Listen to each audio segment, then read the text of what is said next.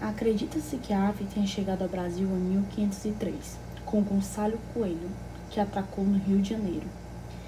Ele trouxe ao país diversas matrizes de aves. Essas aves eram mestiças, produto de cruzamento ao longo dos séculos, e eram as mesmas que povoavam os quintais das casas brasileiras. A carne de qualquer animal nessa época no Brasil era cara e escassa. O estado de Minas Gerais, no final do século XIX, era o maior produtor de ave do país, abastecendo boa parte do território nacional. Os aviários, fundados por criadores de raça pura, eram chamados Basecó, e os estudos conduzidos no Rio de Janeiro em 1895 pela Leste Basecourt podem ser citados como um verdadeiro grande impulso registrado na agricultura nacional. As galinhas da raça Orpington, importada da Inglaterra, era considerada a melhor galinha do mundo na época, por suas qualidades de boa poedeira e excelente produtora de carne. Essa ave se difundiu no país, contribuindo com suas excelentes qualidades para o melhoramento dos plantéis então existentes. Essas aves hoje constituem o tipo carijó, que ainda se constitui o fundo de inúmeros plantéis do meio rural, em concorrência com o famoso mestiço de que tanto se orgulhavam os nossos antepassados. A década de 30 marcou a avicultura mundial. Foram realizadas as primeiras experiências de sexagem de pintos pela cor, descoberta do valor nutritivo dos alimentos e sua ação no organismo do animal. Descoberto também um novo método de criação, utilizando baterias que substituía a falta de exercícios e sol com vitaminas adicionadas à ração, proporcionando aquecimento adequado às aves. O Brasil importou baterias aos Estados Unidos, que obteve índices positivos. Em 1913, foi fundada em São Paulo a Sociedade Brasileira de Avicultura, criada com o objetivo de estreitar relações entre amadores e criadores de aves. A partir daí, a avicultura foi se desenvolvendo cada vez mais no Brasil. Nos anos 40, houve a modernização da produção com novos métodos de manejo. Já na Segunda Guerra Mundial, houve a estimulação da produção interna de alimentos. Em 1950 e 60, a agricultura ganhou mais impulso com um novo ciclo de técnicas modernas, também se ampliando os cuidados básicos com o humano e o animal. Já a importação para os Estados Unidos aprimou o plantel agrícola brasileiro e consolidou o caráter industrial dessa atividade no país. E na década de 60, acabaram-se as inúmeras raças de dupla finalidade, obrigando o avicultor a trabalhar com apenas dois tipos de ave, as aves de corte e as aves de postura. As aves são animais ovivíparos, ou seja, isso quer dizer que o seu desenvolvimento embrionário ocorre dentro de um ovo. Logo, traz uma característica do subfilo dessa espécie, que é o vertebrata, além do filo cordata. As aves elas possuem uma origem na era Mesozoica e, além disso, possuem cerca de 148 famílias de espécies, além de diversas ordens. Uma das principais características das aves são a sua capacidade de voar, algo que a maioria consegue. O voo não é apenas uma estratégia de deslocamento, mas também conseguir novas formas de alimentos e aumentar o campo visual. As aves contam com uma pele queratinizada que servem para regular a temperatura do corpo e auxiliar no plano de voo. Outra característica interessante das aves é que elas não possuem dentes, mas cada espécie possui um bico que é adaptado ao tipo de alimentação. Na boca segue-se a faringe e o mesófago, e é encontrada uma bolsa chamada papo. Nele o alimento vai sendo amolecido para depois ir para o estômago químico, que solta enzimas para que inicie o processo de digestão.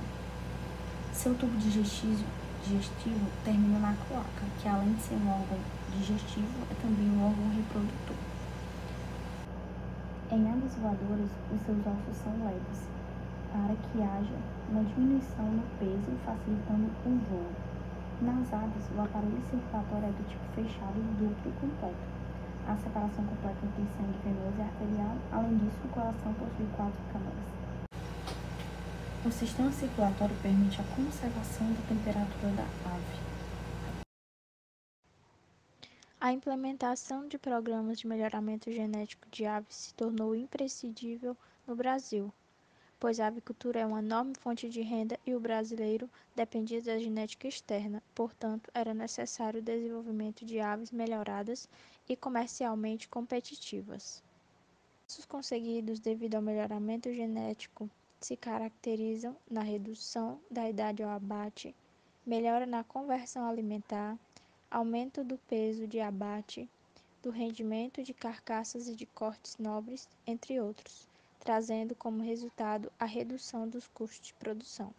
Os primeiros trabalhos de melhoramento genético de aves no Brasil tiveram início no antigo Instituto de Pesquisa e Experimentação Agropecuária do Centro-Sul, no Rio de Janeiro, no começo dos anos 60. O seu objetivo era o desenvolvimento de linhagens comerciais de aves para corte e postura, visando reduzir a dependência externa da importação de material genético básico. No início da década de 80, o Instituto de Zootecnia de Nova Odessa, São Paulo, e a Universidade Federal de Santa Maria, no Rio Grande do Sul, seguiram o mesmo caminho.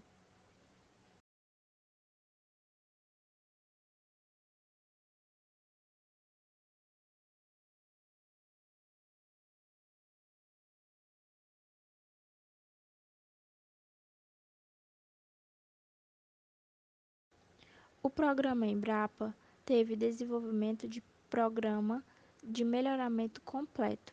Além do material genético propriamente dito, também foram treinadas pessoas e produziram tecnologias de melhoramento, que deram suporte a esses programas conduzidos pelas empresas brasileiras. Em 1982, com a formação das populações base de aves para corte, por meio de cruzamentos dialélicos, que se caracteriza em sendo todos os possíveis cruzamentos dentro de um determinado grupo de genótipos, envolveu linhagens comerciais, com o objetivo de gerar um produto comercial que pudesse atender à demanda de cada cadeia de frango de corte, sob qualquer eventualidade que pudesse ocorrer no processo de importação de pacotes tecnológicos, que teve como principal finalidade melhorar a eficiência produtiva e favorecer a exportação de carne de frango. A partir desse trabalho, foram geradas as linhas macho LL e fêmea PP, que cruzadas eram responsáveis pela produção do frango de corte, denominado na época de Embrapa. Em 1985, foi incorporada ao programa Embrapa as linhas White Leghorn para postura de ovos brancos, as linhas Rhode Island Red de postura de ovos castanhos, a linha Plymouth Rock branca de postura de ovos castanhos com 296 gene silver para sexagem pela cor da plumagem do pinto, além das linhas de corte Plymouth Rock branca. Os métodos de seleção utilizados foram seleção massal, caracterizada como população original é avaliada e um número de animais é selecionado com base no fenótipo, combinada com a seleção por níveis independentes de descarte, que se caracteriza como os indivíduos são eliminados caso não atinjam as metas estabelecidas para todas as características que estão sendo trabalhadas ou selecionadas. Por este motivo, os animais superiores em algumas características poderão ser eliminados. Em 2000, foram incluídas metodologias de seleção para eficiência alimentar e rendimento de peito nas linhas puras de corte, bem como para a erradicação e caracterização molecular do vírus da leucose J e investigação da transmissão vertical do vírus da anemia em linhas puras. Nas linhas de corte, as características selecionadas com mais ênfase foram nas linhas fêmeas: peso aos 42 dias de idade, conversão alimentar dos 35 aos 42 dias, tamanho e conformação do peito e produção de ovos até 56 semanas de idade. Nas linhas macho, peso aos 42 dias de idade, conversão alimentar dos 35 aos 42 dias, tamanho e conformação do peito e empenamento. Os métodos de seleção utilizados para o melhoramento das linhas puras de postura foram índices de seleção para ganhos desejados, combinados com seleção por níveis independentes de descarte. Utilizou-se também seleção recorrente recíproca. Apenas nas linhas de postura foi estimulado o valor genético do indivíduo pelo modelo animal. Nas linhas macho, foi priorizada a característica produção de ovos. Nas linhas fêmea, peso e característica do ovo. Em todas as linhas de postura, houve seleção para a idade à maturidade sexual, fertilidade, eclodibilidade, menor peso da ave ao início e ao final da postura, para maior peso inicial do ovo. Como resultado dos projetos de pesquisa e melhoramento genético, a Embrapa desenvolveu 5 pacotes genéticos destinados ao mercado brasileiro. Embrapa 01, composto por 2 linhas puras da ave raça White Leghorn. Embrapa 021, frango de corte industrial que era um híbrido. Embrapa 031 era composto por 3 linhas puras de aves, 2 da raça Rhode Island e 1 da raça Plymouth Rock branca. Embrapa 041, frango de corte colonial, resultante do cruzamento controlado entre linhas pesadas e semi-pesadas. E Embrapa 051, poedeiras coloniais, resultante de cruzamento entre linhas Rhode Island e Plymouth. A diferença entre o frango de corte colonial Embrapa 041 e o frango de corte industrial 021 é porque o frango de corte colonial apresenta crescimento mais lento e características organolépticas específicas, como uma carne mais consistente, com menos gordura e coloração da pele mais acentuada.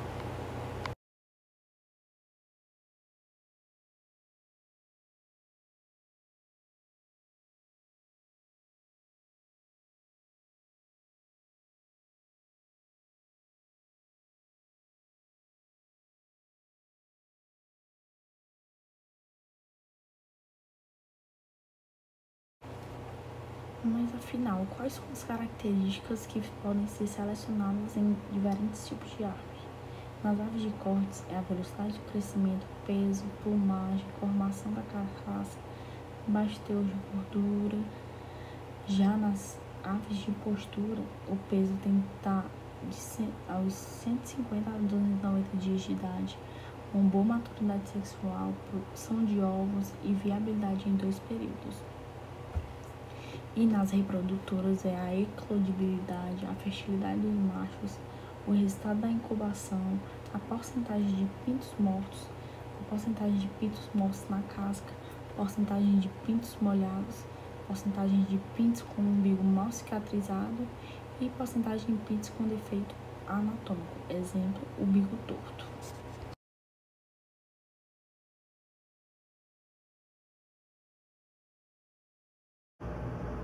No caso das aves de corte, as demandas dos clientes tendem a variar. Os objetivos de melhoramento de frango de corte e da linha de postura estarão centrados na melhoria genética contida nas características, tanto do frango como do ovo. Os critérios de seleção serão definidos com base em consultas aos clientes sobre as exigências do mercado, entendimento do negócio avícola, desempenho do produto e as novas oportunidades de mercado. Para se ter frangos com alto potencial de ganho de peso, de conversão alimentar e rendimento da marcação, foram feitos cruzamentos entre raças, linhas, bisavós, avós e matrizes. E como melhorar esse desafio que cada vez está crescente? Com a seleção massal, um teste de progênio, pressão de seleção e cruzamento teste.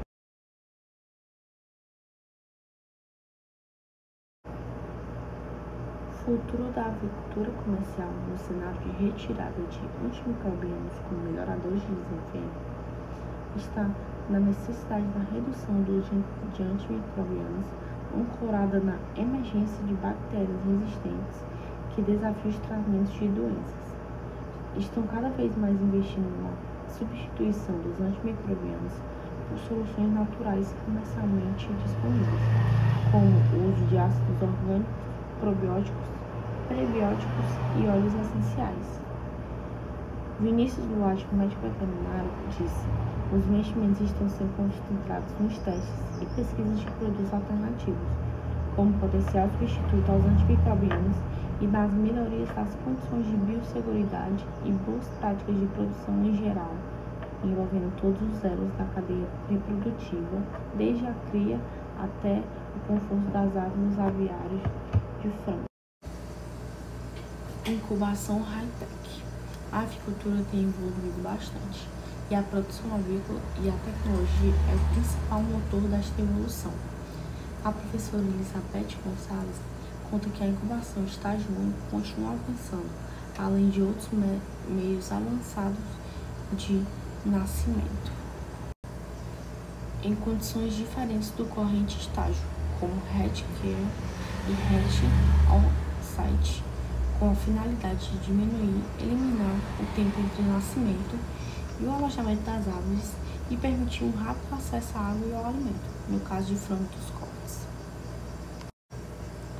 O Brasil é um dos países com mais alto rendimento em incubação, principalmente na produção de pintos de cortes. Apesar de utilizar o sistema de incubação estágio múltiplo, seus resultados são surpreendentes.